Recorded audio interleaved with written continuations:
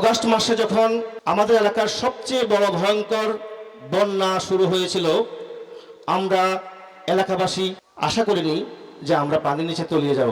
ঠিক সে সময় এই এলাকার তরুণ যুবকরা যেভাবে কাঁধে কাঁধ মিলিয়ে আমাদের এলাকার মানুষদের পাশে দাঁড়িয়েছিল, আমরা যারা একটু বয়স্ক আমরা অবাক হয়ে গিয়ে দেখেছিলাম যে এলাকার মানুষের আন্তরিকতা কি জিনিস। যারা এলাকার বাইরে ছিল, দেশে বিদেশে, বিশেষ করে প্রবাসী ভাইরা যে পরিমাণ সহায়তা আমাদেরকে করেছেন, আলহামদুলিল্লাহ আমরা অবাক হয়ে গিয়েছি যে এই এলাকার ভাইরা কি পরিমাণ সহায়তা এই এলাকার মানুষের জন্য করতে পারে।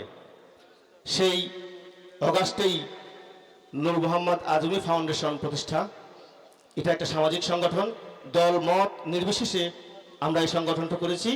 এর লক্ষ্য উদ্দেশ্য হচ্ছে মাওলানা নূর মোহাম্মদ আজমি রহমতুল্লাহ আলাইহির যে লক্ষ্য উদ্দেশ্য নিয়ে তিনি কিতাবাদি রচনা করেছেন সেগুলোকে এলাকাবাসীর মাঝে পৌঁছে দেওয়া, মানুষকে সচেতন করা এবং এলাকার অবহেলিত, নিপীড়িত, দরিদ্র, বঞ্চিত মানুষকে সহায়তা করা। আমরা গত 6 থেকে 7 মাসে আলহামদুলিল্লাহ প্রায় 5.5 লক্ষ টাকা অনুদান পেয়েছি আমাদের ভাই ব্রাদার কাছ থেকে। 1000, 2000, 500, 10,000 এভাবে করে। আমরা এতটা আশা করিনি। আমরা বন্যার সময় দৈনিক বাড়ি বাড়ি গিয়ে খাবার দিয়েছি।